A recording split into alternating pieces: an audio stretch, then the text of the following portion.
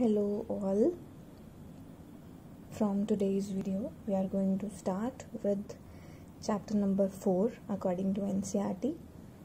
The name of the chapter is Magnetic Effects of Current and Magnetism.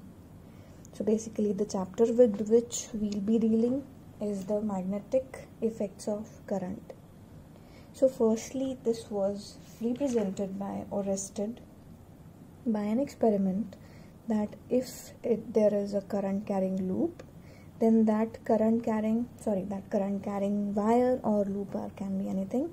But in his experiment, specifically if a straight wire is there and the current is passing through that straight wire, then if a magnetic needle is kept below the wire, the process is something like this. Suppose this be the wire, and below the wire like this, a magnetic needle is kept.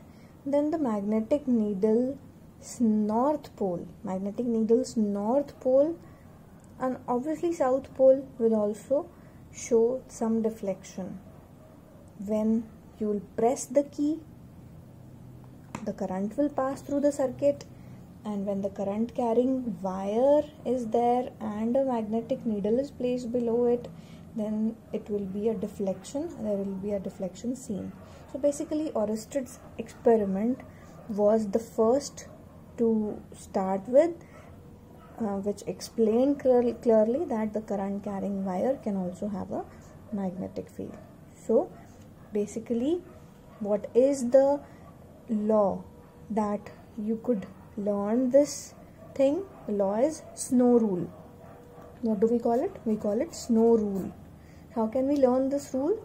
If the current is entering from south end and exiting from north, entering from south end like this and exiting from north, not exactly the current is flowing through the needle, but the current is in the wire above the needle. If the current is flowing from south to north, then the needle will turn, north end of the needle will turn to its west.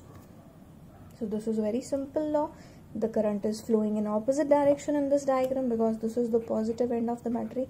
Current is flowing from north to south, then the direction should be opposite. The needle should turn towards what? East.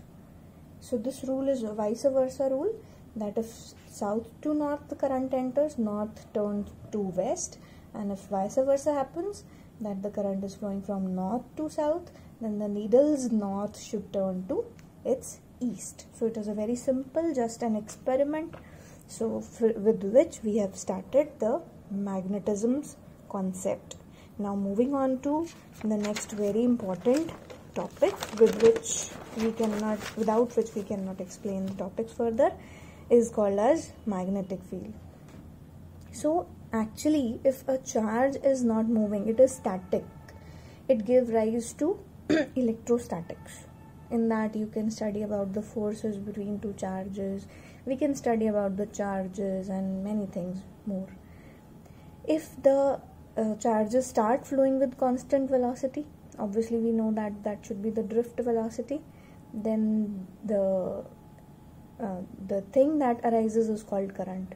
And it is seen that from Oersted experiment, it is evident that magnetic field is produced by the current also, because magnetic field is produced by magnet also, is produced by earth also, but here the magnetic field is due to current carrying wires. So magnetic field can be defined as the space around a conductor carrying current. You could have say that it is a magnet, but in this chapter we will not be discussing magnets, so can be defined as the space around a current carrying conductor, or the space around the magnet obviously, in which its magnetic effects can be felt, represented by B vector. Its name can be written as, B vector's name are magnetic field strength, magnetic field induction, or magnetic flux density. Any of these names could be used for representing the strength of the magnetism, strength of the magnetic field. So the very first topic that we'll be discussing here, that if a charge is moving and the charge while moving enters someone else's charge's magnetic field, then what would happen? So basically, what do we mean? Some external magnetic field is there. A charge moves and enters that magnetic field. Then what should happen with the charge? What is the force felt by the charge? Now we'll understand that concept first of all. So considering this concept, first of all, suppose we have a magnetic field in this direction. A magnetic field is there in this direction. And the velocity of the charged particle with which charged particle enters this magnetic field with a velocity v. So this is b vector and this is the velocity of the charged particle. Then both are in a single plane. Both are in the plane of this notebook. Then the third vector means the vector which is perpendicular to both of them will be the force vector. So we should understand this using a concept first of all. So I'll be resolving v, let the angle between v and b is equal to theta. Then resolving v vector, we get this to be v cos theta, and exactly perpendicular is v sin theta. These both are in the plane of the copy only.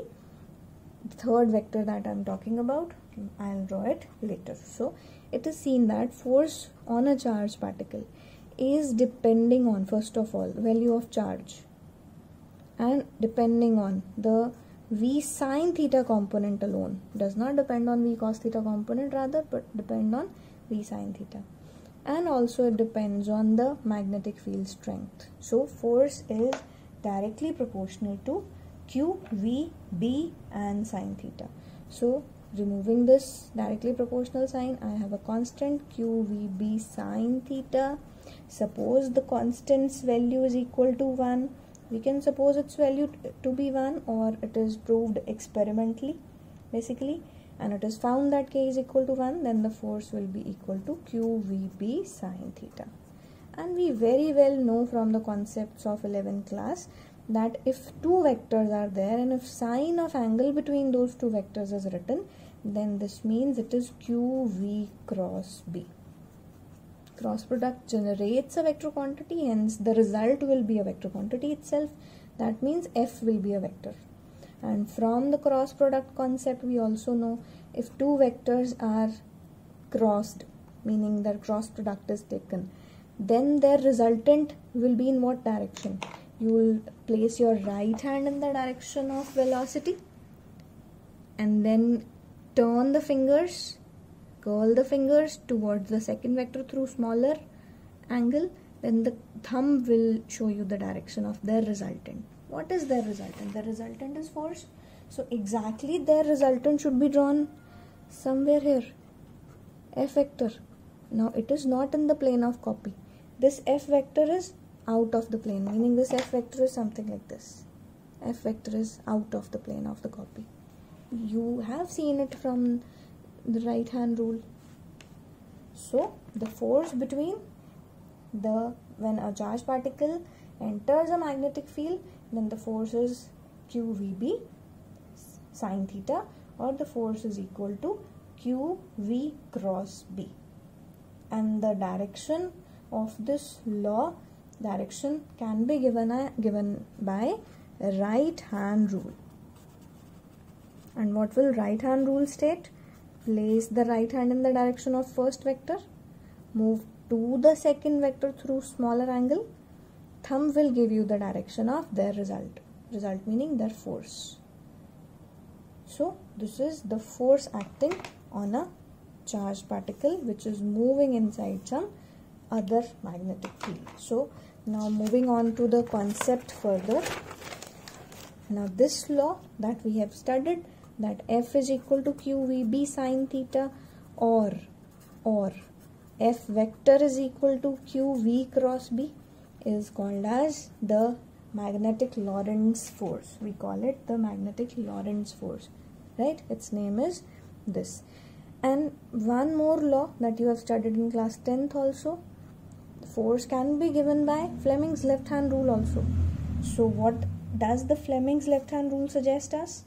It says, Fleming's left hand rule says that stretch the forefinger, first finger, central finger, and thumb of your left hand such that they are perpendicular to each other. Then first finger will represent the magnetic field. Direction of magnetic field should be placed, meaning first finger should be placed in the direction of magnetic field. The central finger shows the velocity of charged particle, and then the thumb will represent the direction of force. So you could use this law also. This is left hand, then forefinger, central finger, thumb should be placed perpendicular to each other like this. So this is forefinger, central finger and thumb. Right? Now moving on to this concept further, the topic's name will be called as the special cases. You are well familiar with special cases. We are in a practice to kind of operate the equation that we always derive. Right? So on a lighter note, I am saying it's the operation of this equation. What will be that? Suppose, first point, charge is at rest, charge is not moving. Then no force will be acting on the charged particle.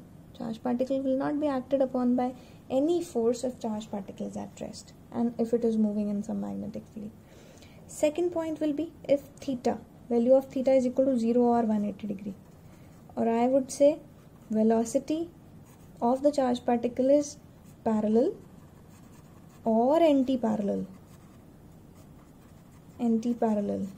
to magnetic field, then the force also is equal to 0, meaning then also the force will not be felt by the charged particle.